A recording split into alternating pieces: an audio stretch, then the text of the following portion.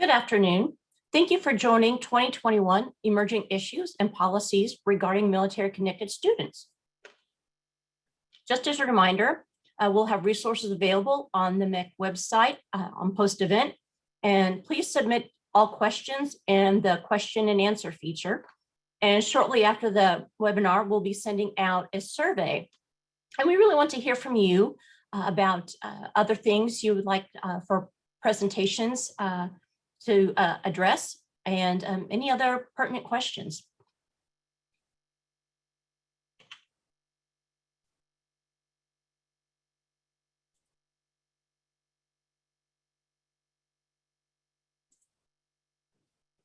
Good afternoon. My name is Sarah Appel, and I am the MEC Associate Director for Policy Initiatives.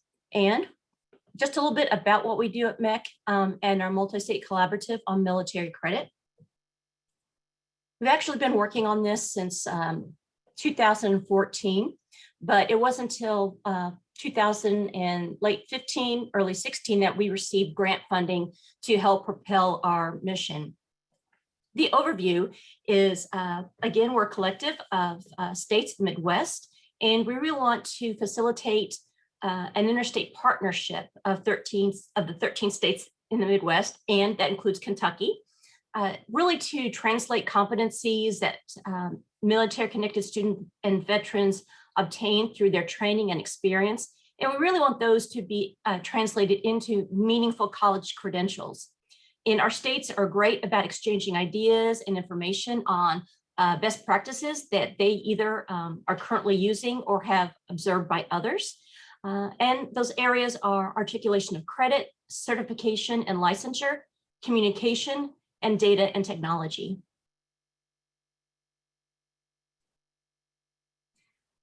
The MCMC has some project goals like every good organization. We really assist states and post-secondary institutions in aiding the military connected students with those critical life transitions. And we really want them to attend and use their post-secondary benefits to obtain education. And then obviously we want them to gain a civilian employment in their areas of interest. We want to increase education completion rates by creating the consistent, transparent, and effective awarding of credits for their military training and experience. And that we found that by doing that, it actually lowers the cost of education and reduces the time to completion.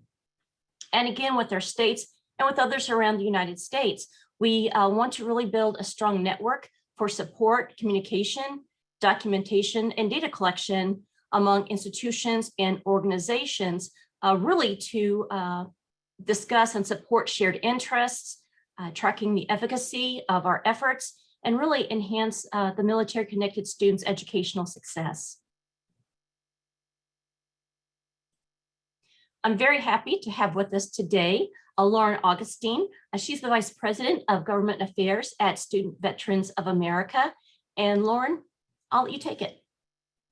Great, thank you so much. And thank you so much for having me again. It's always a pleasure to come and talk with you and share what we're doing at SVA and what we're seeing on the ground here in DC as it relates to emergent issues for student veterans and military connected students. My part of the presentation today, I'm going to tell you a little bit about SVA, more as a refresher, knowing that a lot of you are already very familiar with SVA. I'll go over a little bit about some of the things that we saw last year, some of the things that we saw at the beginning of this year, particularly the Isakson and Roe bill that I know has a lot of questions associated with. And then we'll end with an overview of what we see as some emerging issues. A caveat there, a list of emerging issues could probably be an entire day webinar on its own. So I'm going to try to give a flavor of things, but always happy to talk about other things as everybody has questions. And with that, we can go to the next slide. SVA's mission is to act as a catalyst for student veteran success by providing resources, network support, and advocacy to, through, and beyond higher education, which should seem pretty obvious. We are a chapter-based student organization all across the country, And we really drive to make sure that our student veterans are succeeding both on campus and beyond. Next slide. The vision, which is aligned with the mission, is empowering student veterans to lead and live their best lives, which is very hard to say multiple times in a row. But again, we're really driven by the idea that student veterans are assets on campus and assets in their community, and we want to make sure that they are empowered to lead in their fullest potential. Next slide. I wanted to give a little bit of a flavor of student veterans as a population. None of this should be new information for anybody, but it's always a nice reminder that student veterans truly are non-traditional students or post-traditional students, and that they're adults going back to school. Many times they have children, they have jobs, they have other requirements, other responsibilities, and they're handling school in addition to those things. But what's so great is that student veterans are also quite successful, pursuing degrees that are academically rigorous, succeeding on campus at higher rates, and holding higher GPAs. We know that student veterans are there to succeed, and we're very excited to be a steward for their voice here in DC, and to be a champion for them in their own chapters. You can go to the next slide.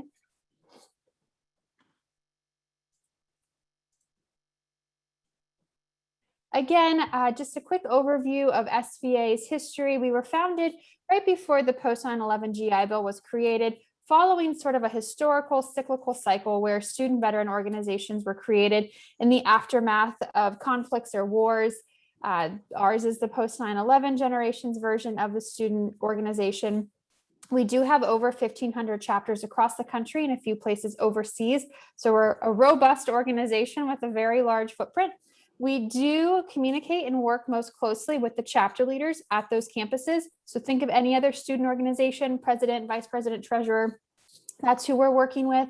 And our main goal, our North Star of that mission, is to provide support and services for those chapter leaders through something called our leadership continuum. That includes our summertime leadership opportunities to train new chapter leaders on how to lead a chapter at our regional summits. Those will be held virtually this year, of course. We also have a leadership institute that is held every fall, generally in DC, for the top 100, 120 student veterans. It's a really big personal leadership opportunity to understand who you are as a leader and how to better refine your own skills. And then we also host our national conference in early January, which is the largest gathering of student veterans in the country and happens to also be the largest gathering of post 9/11 veterans. Although I do want to mention that we are a very inclusive organization. We do not require you to be a veteran to join. We do not require you to be a post 9/11 veteran to have gone to combat.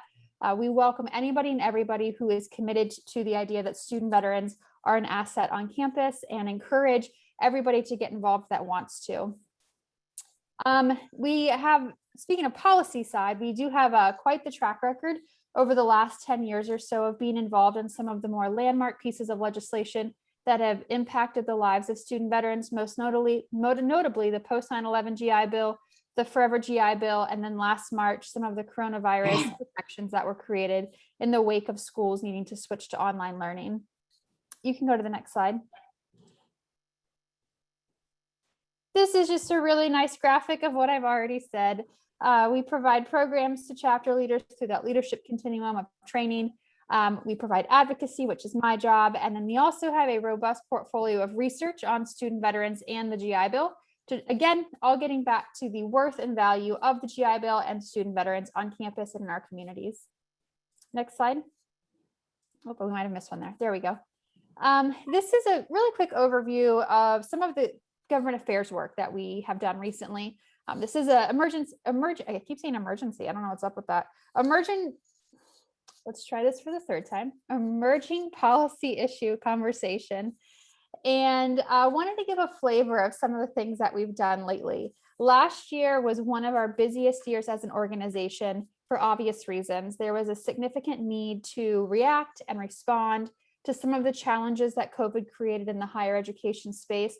A lot of challenges that were really unique to student veterans that we can get into a bit more later on in the presentation.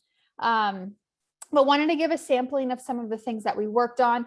Again, most notably last year, this is something that sort of keeps getting brought up as an example of the power of the veteran advocacy community.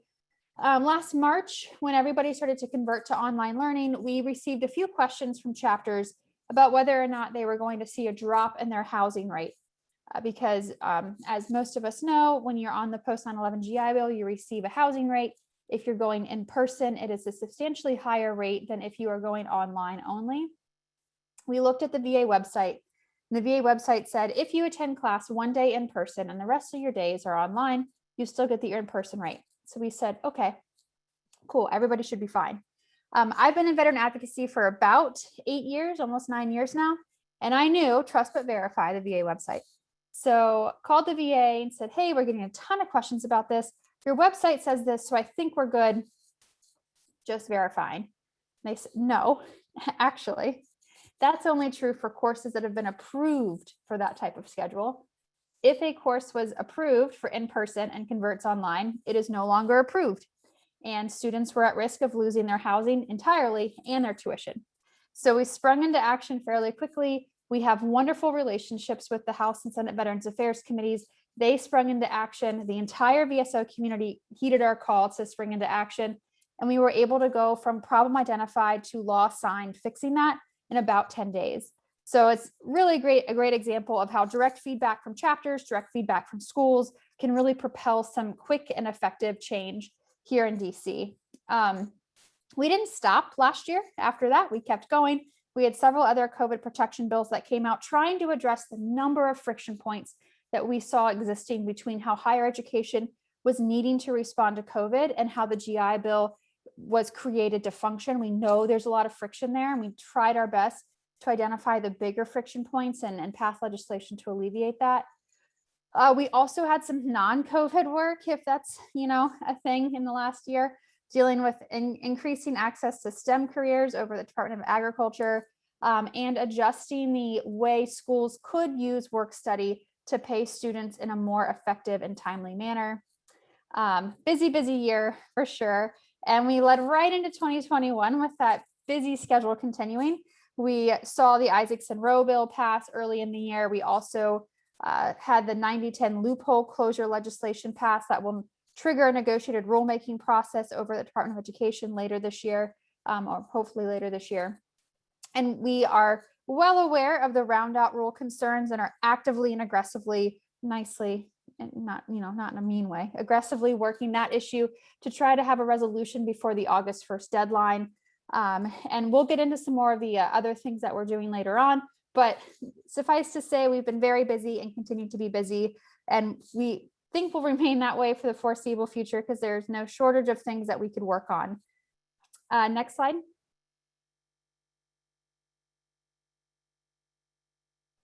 I know that this bill in particular has had a lot of attention and questions and confusion, and wanted to spend a couple of minutes on it in particular to try to give a brief overview. I will caveat these two slides with, I work for SVA. I am an advocate for student veterans.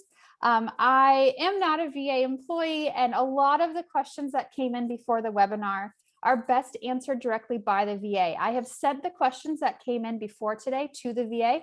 I'm happy to take any questions that I can't answer also to the VA and try to get some better answers for you. But I will do my best to give at least a brief overview of the bill, what was in it, and what we expect to come out of it. And again, happy to take questions to the VA as they arise that I can't answer.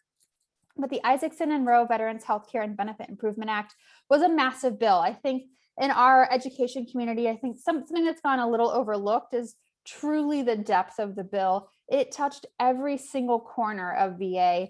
And actually, the vast majority of the bill deals with healthcare, specifically trying to improve women veterans' access to healthcare and equity in healthcare for women veterans.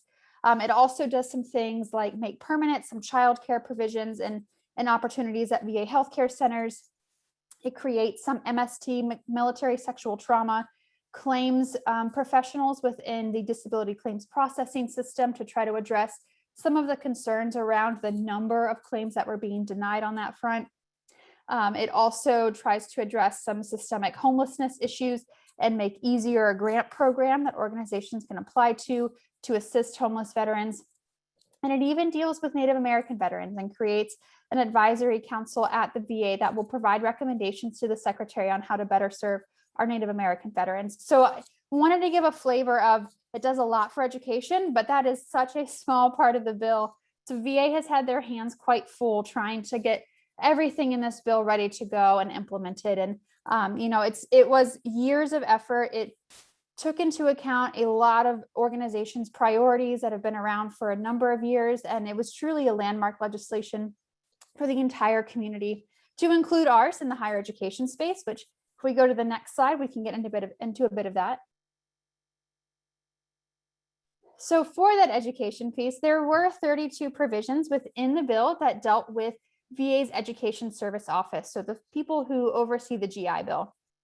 I'm not telling you anything new when I tell you there was a lot in there that changed things for the better. It expanded benefits and access to things for students, and some of it is admittedly quite jarring, particularly for the school side, I can imagine, when we look at the student protection side. At the end of the day, there was really the goal to try to make sure that student veterans were using their GI Bill, using their earned benefits in a way that would best serve them for the rest of their life and best serve the American taxpayer. So we know that there's some tweaks that need to happen. We know there's some technical changes to come from all of these provisions, but at the end of the day, this really was a step forward for student veterans and the GI Bill. When we look at expansion of benefits, and again, this isn't even all the provisions. I tried to pull out some of the more popular or more talked about provisions, but I have a next slide, a resource page that gives a bit of an overview. There's a link to an overview of every single provision if you really want to dig in. But some of the more popular ones, it expanded the STEM scholarship that's been pretty popular to include dual enrolled degrees, healthcare clinical training. It expanded transferability eligibility for folks that have legal custody over a child and want to be able to transfer their GI Bill to that child. It also requires in-state tuition at public institutions, regardless of how long somebody has been separated from service. This was actually a long-standing priority of SVAs. We had a lot of chapter leaders contact us and confusion and frustration if they were outside of that previous 3-year window. So this was a huge legislative win for us and something that we were very proud of. One of the things that I know has been talked about quite a bit is this student verification piece. This is mirroring the process that was seen under the Montgomery GI Bill, where students would have to go in and verify that they were still enrolled at the rate at which the school said that they were. And it's really meant to try to cut back on the number of debts being created for students and schools. The theory, if students are in there on a regular basis, verifying that, yes, I'm still taking this in many courses, yes, I'm still a full-time student, they are less likely to have a debt.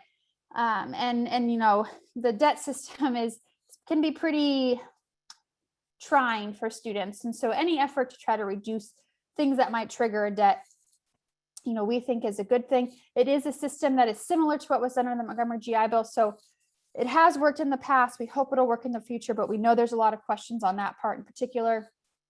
There's still some COVID work out there, believe it or not. There's plenty of COVID work out there still, believe it or not. This bill did include a few things that tried to address, again, some of those friction points that we know exist between how the GI Bill functions and how higher education functions. There's more of that to come, I'm sure. And then the bulk of the work in the education provisions dealt with student protections. And this, I know, brings a lot of questions. The VA hasn't put out a ton of information on this just yet. Hopefully they will soon. I know they've been hard at work trying to get guidance ready for a lot of the August 1st implementation dates.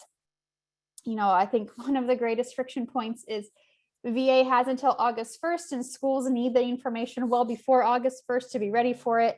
But here we are. That's the way the game is played for right now. So more information to come on a lot of that, but they are hard at work getting that ready, things they haven't already talked about. I will do my best to answer questions that come up from this, but again, I will take anything back to the VA. They are more than willing to answer questions, very open to getting feedback on the guidance they're giving out, and I'm more than happy to be the middleman there. The next slide. When I was preparing for this webinar, I found a number of helpful resources that talk about the Isakson and Rowe bill. It is very robust, it is very detailed, and that student protection piece gets very wonky very quickly. So I tried to link a few of the things that I have found most helpful in understanding the scope and depth of the bill. Most notably, that first and second link are extremely helpful. I know that one of the provisions in particular that schools have had a lot of questions about is the shift in how debt is being managed by VA. So now if an institution receives money from VA that then results in a debt, that is the institution's responsibility to take care of now. That one I think will have some technical fixes to it. I don't know what exactly, but I do think that we'll have some changes to come. But I did want to include an email that the VA has on their website for anybody that has education debt questions. If there are specific things that you want to ask about that provision, that email might be a great place to start. I'm also happy again to take back any specific questions there. That provision seems to have the most questions around it. One of the provisions with the most questions around it. So happy to try to be a resource, but I found these resources extremely helpful in trying to, again, dig at the entirety of that bill. You can go to the next slide. Okay, and on to sort of the what's next. Isakson and Rowe was a massive bill.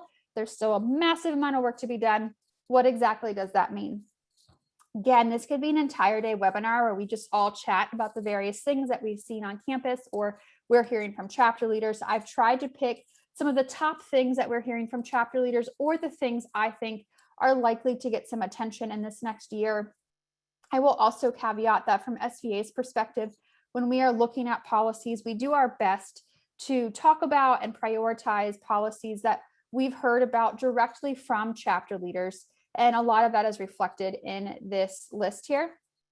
The top thing being student basic needs. I think over the last couple of years, we've seen a really big push to sort of overhaul the student protection system, overhaul how the GI Bill is regulated, how SEOs have to input information, which was needed, and that's been great. But we think that it's time to have a serious conversation about some of the lingering basic needs of student veterans that are out there. Number one thing that we hear about from chapter leaders is access to childcare, hands down. Access to childcare being a barrier to school, being a barrier to being involved on campus. And that's not unique to student veterans, right? That's something that America is sort of grappling with right now and something felt across a lot of different communities. We are looking at some ways to try to help alleviate that concern for student veterans. Welcome thoughts on what's working well on your campus. There is certainly no magic solution here. We know it's going to be a multi-pronged, multifaceted way to address this from the school level all the way up to the federal government. But we're very aware that it's a problem, and we continue to share that it's a problem on Capitol Hill. Another big issue we hear about is housing, specifically the housing rates that I mentioned a few minutes ago, where the online housing rate is significantly lower than in-person rates. And COVID has really shaken up why, right? We keep getting asked why, and there's not a great answer anymore. COVID has created this world of online learning in a way that we haven't seen before. And I think we're all safe to say that it's likely here to stay in some capacity. And so it's time to have a serious conversation about housing rates and whether or not they're adequately meeting the needs of student veterans. Our only caveat to that, though, is that that's true for other students as well. We know that rural students in certain areas, their rates that fall below the national average of the housing rate aren't adequately meeting the needs of the housing market in that area. There are even some urban rates that don't quite make sense to student veterans and aren't meeting the needs. So we've called on Congress for a comprehensive review of the housing rates across the board and to look for ways that we can raise housing for everybody, to include online students, and make sure that that housing rate is serving its purpose, which is to help make sure that student veterans are able to provide for themselves and their families while going back to school. Tied into that is food insecurity. We know it's an issue. We know it's something that campuses and our chapters have largely had to address themselves.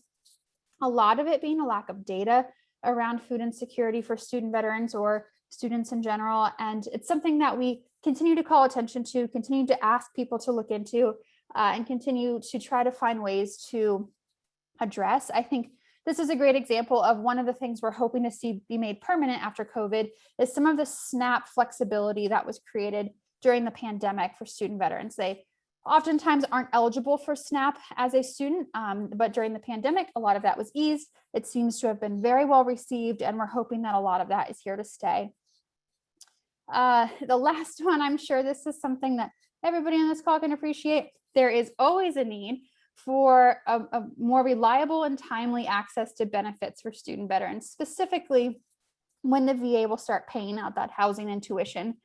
We know there's a lag time. We know a lot of that is technology driven, and we're very eager to see that go down. We're very eager for ways to help improve that. One of the things we heard about most recently from students themselves is that SCOs are overworked. We know, we wholly agree, right? And so looking at how can we better serve student veterans, better serve schools, and better serve the VA by addressing some of those challenges for SCOs, and how can we make it a better experience for students so they can rely on the VA a bit more. This is where our mantra, our thought process around the GI Bill as the front door to the VA really comes into play.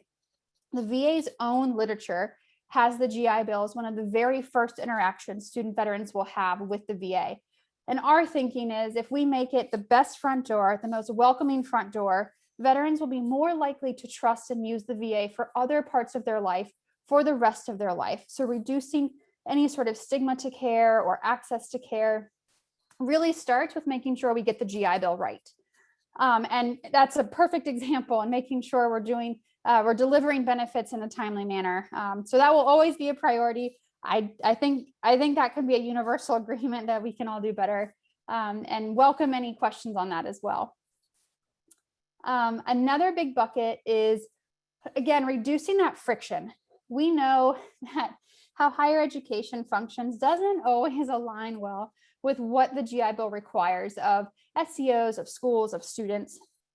I think COVID really, it was like a black light on those friction points. And we've done our best to try to fill the holes, to plug up the ship so it didn't sink. But we think that it's high time for a better understanding of where those friction points are and what else can be done to try to alleviate that. Not only in the COVID sort of big picture, but we know there's some nitty gritty problems as well with friction. Great example of the round out rule. Well aware it's time to have that legislation passed. We did have the House legislation passed successfully to maintain the round out rule. It's in the Senate. I think it'll move quickly. I tell them twice a day that we're down to the wire here, guys. We need a vote. So really hoping to see that soon. A newer issue for us in the past couple of years are some issues around study abroad and the GI Bill being very limiting on what types of study abroad programs are allowed. And that's something we've heard about from student veterans for a while now. They want to study abroad. Their major requires them to study abroad. Their preferred career path requires study abroad experience. And the GI Bill is really a hurdle to meeting that goal. So we're trying to figure out some ways to fix that. We'll see what we come up with. Again, it's fairly new, something we're actually digging into right now. My team is making up a graphic to share with the Hill on the problem, because most people don't even know it's a problem. So new issue, but we know it's there. Lastly, the digital GI Bill. This has been underway for a while now. We're very excited that the VA has money to do it, has the energy to do it, the want to do it. And we're just going to be keeping our eye on that ball to make sure that it actually gets implemented well. The last sort of bucket of emerging issues, and this is again something that we could probably talk about at length, and everybody would probably have a different opinion on what it means, but we know there are some lingering protections out there that are needed. Not even just for the GI Bill, but for the active duty side, the Guard and Reserve side as well. One of the things that became quite apparent to us during COVID was that there's a lack of dependability for Guard and Reservists who are called up mid-semester. This is a school level issue. We know that, but we want to make sure that there's at least a baseline understanding. These people aren't being asked to deploy. They're not being asked to be called up. They want to be in school. And so trying to work across the government to make sure that we're not having them lose out on their benefits while they're serving their country. And then sort of a catch-all bucket at the end there, that last bullet point. We know that there's some emerging issues and trends that have gone overlooked by the federal government in terms of regulations to make sure that student veterans and all students really are being protected from fraud, waste, and abuse. And we're just cognizant of emerging research on some things, trying to be mindful of any GAO studies that come out and how we can be supportive or how we can be aware of lingering protections out there that are still needed across the board. I think that's it for this slide. That was a lot. Could be a whole day webinar, right? So we'll go to the next one, which I think we'll skip because I think, Sarah, you have some more slides first, right?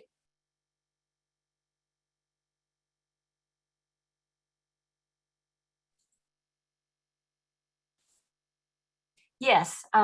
Again, if you have any questions for Lauren, please submit them in the question and answer box. We have, again, a lot of questions coming in.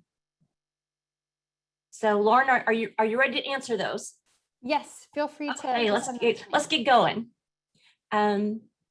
Looking here, first one that we received is, let me get there. Has anyone had success in giving military credit for nursing programs? Great question. I don't know of any off the top of my head, but I'm happy to sort of do some research on that. That is not something that we have gotten direct feedback on success. Usually we just get problems. So I will do a little bit of research and be happy to get back to you on that. Great, thank you. The next one we have is, can you further explain the 90-10 loophole? Oh, sure, happy to. So the 90-10 loophole, this is actually something I've been working on since day one of the veteran advocacy community nearly a decade ago. And it's a very specific problem that most schools don't have to deal with, but it does state that for proprietary schools, so for-profit schools, 10% of their funding has to come from private sources. So people who are willing to pay out of pocket to go to that school. And it was intended to be a market test to make sure that the school is a viable business and that it's not 100% funded by the federal government. This is actually modeled after something that was created for the original GI Bill as an attempt to try to curb some of the fly-by-night schools that popped up once the GI Bill was first founded. And a really funny thing happened though. So the Department of Education said, that's a good idea. We're going to do it for all students, but we're going to forget to include the GI Bill and tuition assistance over at DoD in the 90%, the federal money side. And that then meant that the GI Bill and tuition assistance were counted as private money, as if I was paying out of pocket to go to a school, even though it was still a check from Uncle Sam. That happened back in the 90s, that loophole that was created. And it was truly an accidental loophole. It wasn't some big scheme or any sort of purposeful exclusion of the GI Bill. That's what happens when you are a small cohort of students and a very large population of overall students sometimes. And since then, for a while there was a pretty extreme exploitation of that loophole and really aggressive targeting of student veterans to try to get that GI Bill money to a school, because again, it's guaranteed, right? Like Uncle Sam's paying the check at some point. We can talk about how long it takes, but the check's coming. And it didn't count against US federal money. So for the better part of at least a decade, again, I've been working this since I've been in the space, veteran advocates have been asking for that loophole to be closed, for GI Bill money, tuition assistance money to count as federal money and count on that 90% side. So there isn't a target on the backs of student veterans. A lot of resistance until the last couple of years when we saw some big schools collapse and a lot of student veterans, because they were overrepresented at those schools, sort of aggressively hurt because of those closures. And finally, this past January, maybe early February, don't quote me on the date, sometime earlier, it was cold outside. There was language put into the budget reconciliation bill that will trigger a 90-10 loophole conversation over at the Department of Education. Since it deals with Title IV, it automatically triggers a rulemaking process, which is fine. So we'll still have to go through that entire rulemaking process. But the first step of closing that loophole was finally done earlier this year, and we're looking forward to the rulemaking process. The law also said it couldn't start until October. So we won't see any movement until at least October on that. But that's a bit more about 90-10. Happy to answer any other questions that come from that. Lauren, we have a really good question. What is the best way to ask questions related to compliance of the VA if we don't have a contact? Great question. I've tried to link a few resources, but another great way, you should have an SEO on your campus. The SEO should be able to contact their next level representative, which is at the regional level. At the end of the day, if you don't have somebody to contact, we are more than happy to send questions to the VA and to find a contact for you. So I will be happy to be a middleman. Like I said, they're very good about answering questions, very good about trying to make sure that people have the information that they need. They are trying to be better about communicating and being communicative. So feel free, Sarah, you're welcome to share my email. Feel free to ping me. I will do my best to get you a contact if your SEO does not have one. Thanks, Lauren. Another one related to finances and student veterans. Did the SVA advocate for change in debt collection process? If so, what improvements for students were anticipated? This was something that we didn't have as a top priority. And I'm going to guess this is specific to that Isakson row provision that sort of adjusts who is responsible for debt when the school receives the money.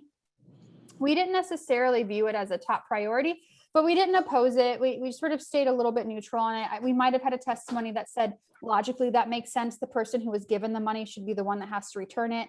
However, we have since heard there's a lot of frustration and confusion. I think the intent there, though, if we're going to that part of the question, the intent was, again, sort of the logical thought of if the school received the money and the school didn't, the school should be the one to return the money. And it seemed to make sense, but that's also resulted in a lot of concern and confusion. One of the biggest things I will point out that we've heard from schools is that that then alleviates the VA's ability to work with students a bit more. They're sort of at the mercy of the school then versus being able to work with the VA. So instead of if a student comes to us with a debt concern, the VA was one point of contact that we had to work with. Now we would have to work with every single school to try to figure out what's going on. So there's a lot of pros and cons to that provision, but the intent was trying to get at if the school got the money, the school should return the money. And honestly, I'm really not sure what's going to happen with that language moving forward. I know that there's some technical changes that need to happen. I don't know how far those will go. I don't know if it'll drastically change. I do think that Congress wants to give that provision some time before they tweak it too much to see if it'll work. So, a little bit of a magic 8-ball on that one for right now in terms of what's to come, but we're certainly keeping a close eye on it because we know it brings about a lot of questions. Thanks. We have another question, which is a hot topic right now about distance education. The question reads, it's regarding the Isakson row bill. Can you comment on how sections 1017 and 1018 differ from currently existing federal regulations for out-of-state distance education students, specifically for students enrolled in programs leading to professional licensure, such as nursing and teaching? The new bill requires institutional disclosure of any conditions or additional requirements, including training, experience, or examinations required to obtain the license, certification, or approval for which the course of education is designed to provide preparation. It goes on to say this differs significantly to currently existing federal laws, which merely require schools to disclose whether or not their programs meet or don't meet or has not been determined to meet only the educational requirements of the state where the student is physically located. So this is the question that I was hoping to have an answer for before today's webinar. I sent it over to the VA. They've sent it to the Isakson row implementation team, and I am waiting on an answer back from them. So that is a great example of that is a super specific VA question on implementation and how it's different and how it will be applicable to schools. And I should have that answer soon. Sarah, I will share it with you, and please feel free to share it widely. I got it noted. It's in the hopper with VA, and I'm hoping to have an answer soon. Thanks.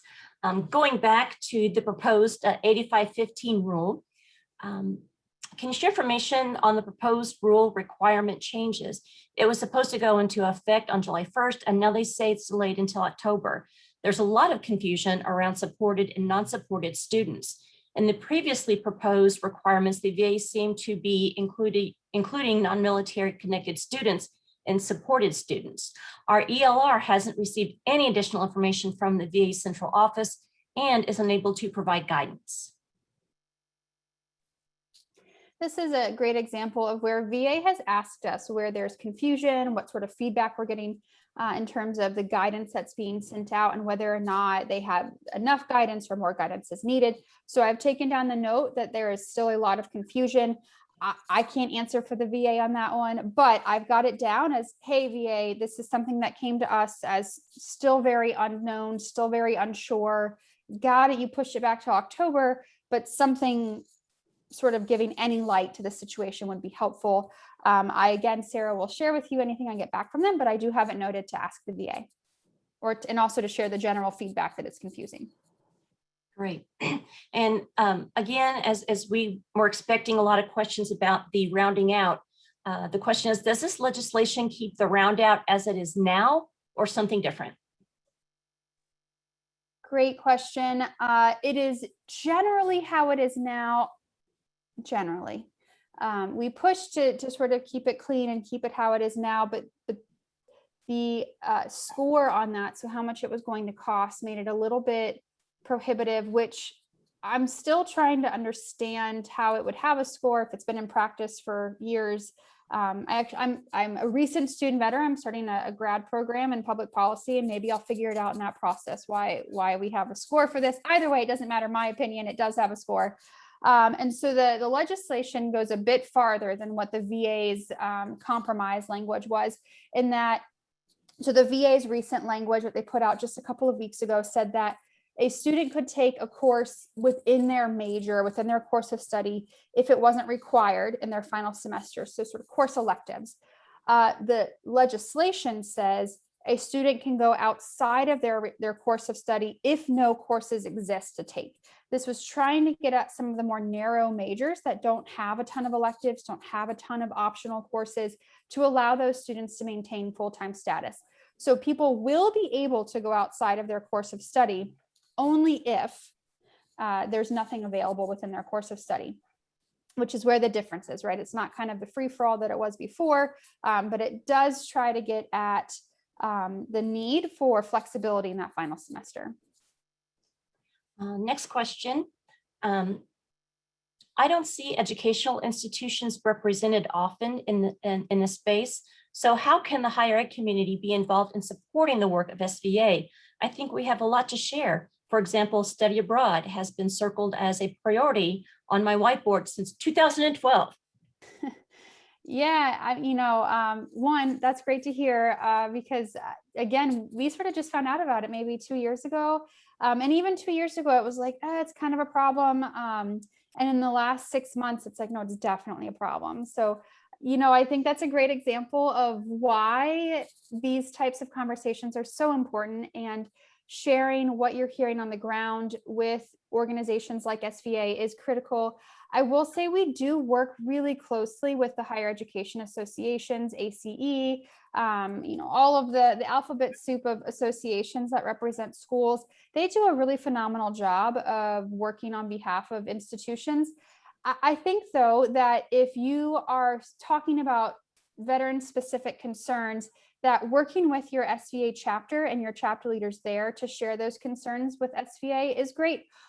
Honestly, also sharing those concerns with really any VSO. If you have a VFW post that's really active, if you have an American Legion post, they all work the higher education space alongside me and are quick to sort of share things that they're hearing from their post as well. So really just trying to get word up to people, is critical. We're always willing to dig into an issue. Again, study abroad's a great example.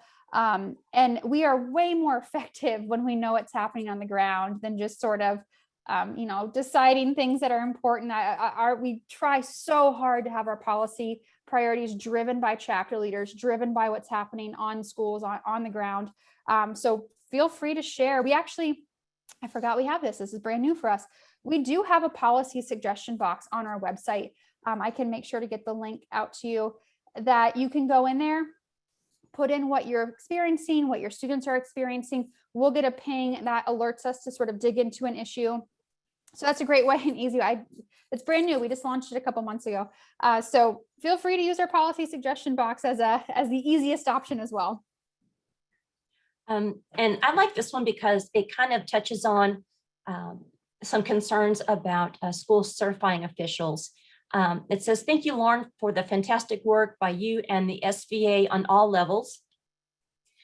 Perhaps down the road, the SVA can make a committee or a coalition of SCOs. The students should always come first, but as SCOs, we need a voice as well. It is time to hold the VA accountable for confusing information, misinformation, and conflicting information from state to state. It's a huge disservice to our student veterans to get conflicting information constantly. Is it hard for SCOs to help students if we don't have good information ourselves?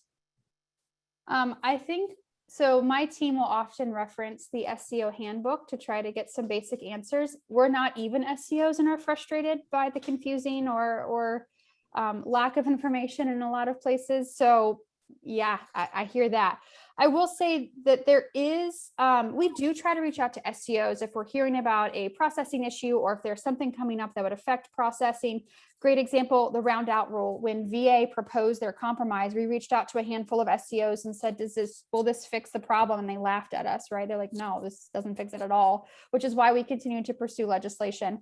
So we do reach out to SCOs from time to time. If you're interested, feel free to ping me. We're always happy to add somebody to our list of sort of go-to SCOs just to gauge what's happening.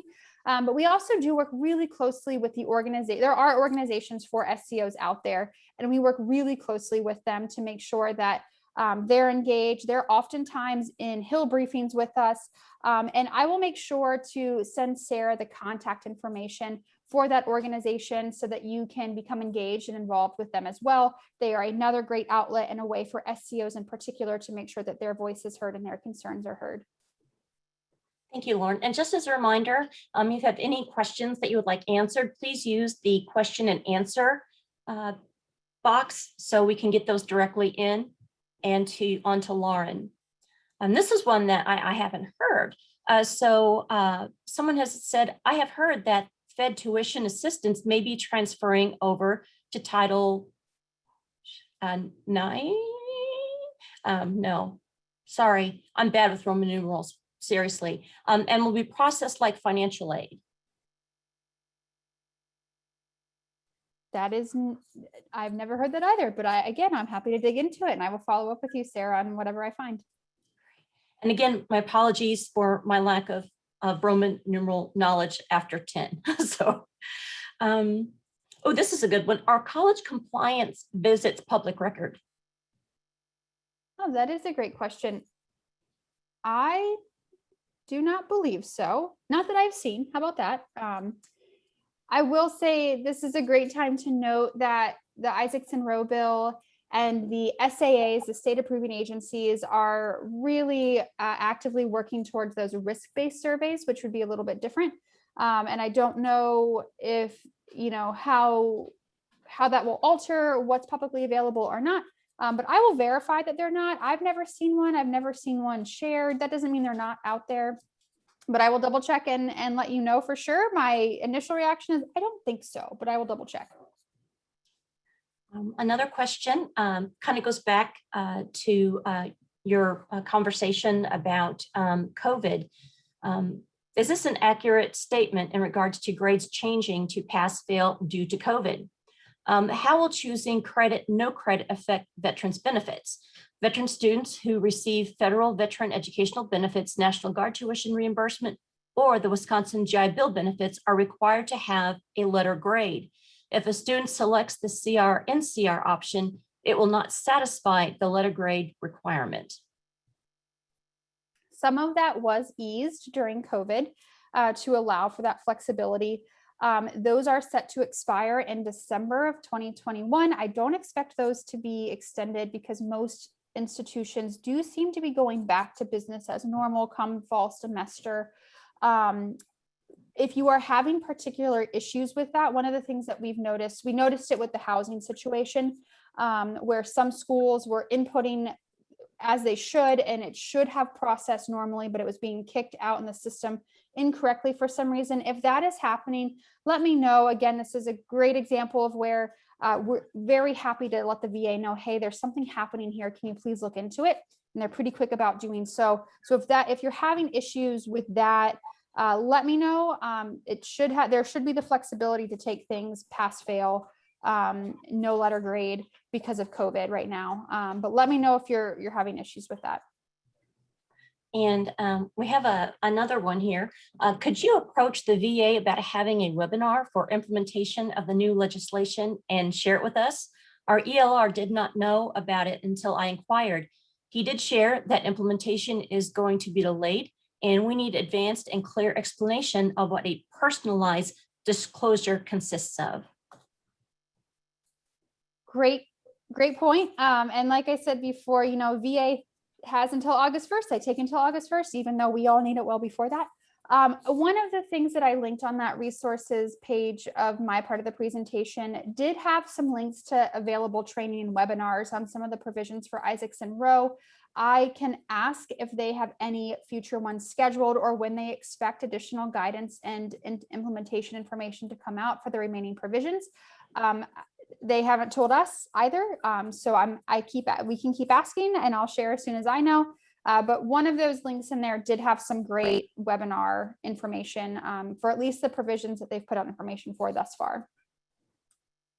And I really want to thank the folks who are using not the question and answer chat box, but the chat, because you have provided some wonderful resources, and I'll be sure to take those with the questions and match them up and send those out. So you'll have answers as well as the resources.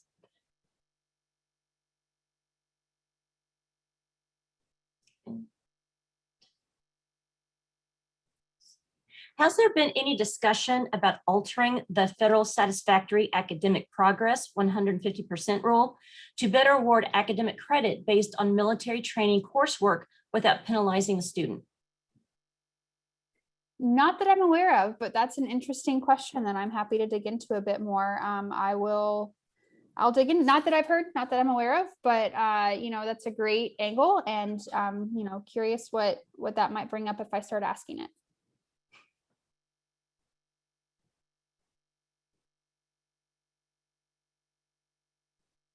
Another one, do you ever think there could be discussion to formally make the VA the first payer on all GI Bill accounts? This is an issue with many scholarships that assist veterans or to assist them who earn a scholarship and then they lose it because it just ends up discounting the cost of tuition to the VA, making it difficult to encourage service members to apply for the scholarships. A service member signed up and earned the GI Bill. They should be able to decide whether if the VA first or last payer on their account. Great point, and something that we've heard about. We hear about a couple times a year from students who are particularly frustrated about a scholarship kind of not really helping them in any way, or they're not receiving the money from the scholarship for other funds that they had sort of planned to use it for. We've brought it up a couple of times, and there does seem to be some general hesitancy about getting involved with institution level decisions about how scholarships are applied. There are some states who have addressed this at the state level to make sure that that's something that they recognize, and they still honor scholarships regardless of the GI Bill. At the federal level, though, I think we still have a lot of work to get to a federal level conversation on that for sure. But the states seem to be doing some work on it. I will say SVA very rarely gets involved in state level policy, mostly because there's only a couple of us that do policy work, and a lot of states and a lot of federal work. However, we do have something called our policy liaison program at SVA that teaches student veterans, or even advisors or people who want to be engaged with student veterans. We sort of serve as an educational tool if people want to get involved in a particular policy issue that might be at the institution or state level. This is a great example of where the policy liaison program can be very helpful in having students, or again, engaged faculty or staff, really help be a force for change on their own institution. So if you're interested in that, that's also easy to find on our website. Justin Monk on my team runs that program. He does a great job, holds monthly calls. You can contact him at any time for feedback on a letter or what should I do next. So a great option for something like that if you're looking to get engaged on it. And this is a good one. Is there any information available for institutions offering competency-based education? Does the GI Bill recognize support CBE programs that are accredited and eligible for Title IV financial aid? Thank you to the person who put that in the chat. I appreciate it. Sarah, do you want to answer that one? Or you just like the question? Oh, sure. So is there any information available for institutions offering competency-based education? Does the GI Bill recognize support competency-based education programs that are accredited and eligible for the Title IV financial aid? Okay, sorry, I thought you wanted to answer it. You got really excited about the question. I just think CBE and its recognition is really important. Yes. This is a growing conversation in terms of specific programs. You know, I'd have to go back and look if there are any that have been approved. The Title IV approval is key, right? That's a great indicator. But because VA does everything programmatically, so it's all program level approval, I'd have to go, if there's a specific program, I can look, I can try to find some examples. I'm not thinking of an example off the top of my head, which doesn't mean it doesn't exist. I'm just not thinking of one, but I can try to find one and provide some examples, or I can verify if there are any. I'm not thinking of any on the top of my head, but I will double check. And this one is really interesting because I've seen a lot of this in the press. Is SVA planning any kind of intervention regarding the failed launch of the Army's new FTA portal? Most school students have not been paid for spring 2021, and the portal is still not working for summer and fall courses. That's unfortunate to hear. We actually have not heard about this from any students yet. We only found out about it ourselves in the media as well. So we've sent a couple questions over to DoD about it. We have not heard back on it just yet. If you have students that are experiencing any issues with this, please let me know. That really is a catalyst for us to be able to ask bigger questions and to dig a bit deeper. I wasn't aware it wasn't working still. Again, we're getting our information on it from the media as well, since we haven't had anybody reach out to us directly about it. Definitely a problem, you know, especially concerning if students are going to be barred from registering for new classes for old debt or not having money to pay for new classes. The last thing we want to see is that. So yeah, if you have specific, please send it my way, because I'm only getting it from the media as well at this point. And if there are students that need help, that's what we're here for. We just haven't heard from them yet. And going back to the CBE question, another member here in the webinar says the VA supports competency-based programs, and they're also, and this person is at the UW System Institution, so University of Wisconsin Systems. So thank you. Yeah, there's thousands of programs, so I don't have them all memorized. Yeah, that's right. That's right. So thank you for answering that question.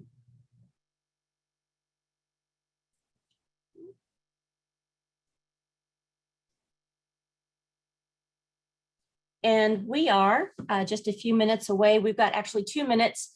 Lauren, do you have any parting words for us? Thank you again for having me. I've taken a lot of notes on things that I owe everybody. I will make sure that I get that to Sarah so they can be shared with everybody who's here today. I also mentioned several links on the SVA website that I will be happy to also share, so you don't have to go hunting for those.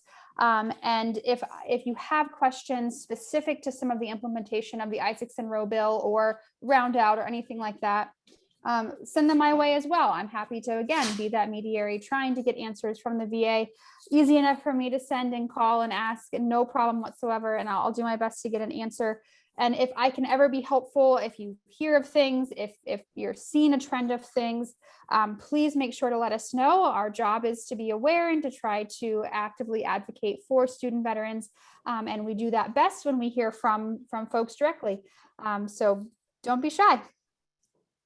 Thank you, Lauren. And we will be posting all the questions and answers on our website, and we will send you the link to those as we send the recording and the slides that were used today.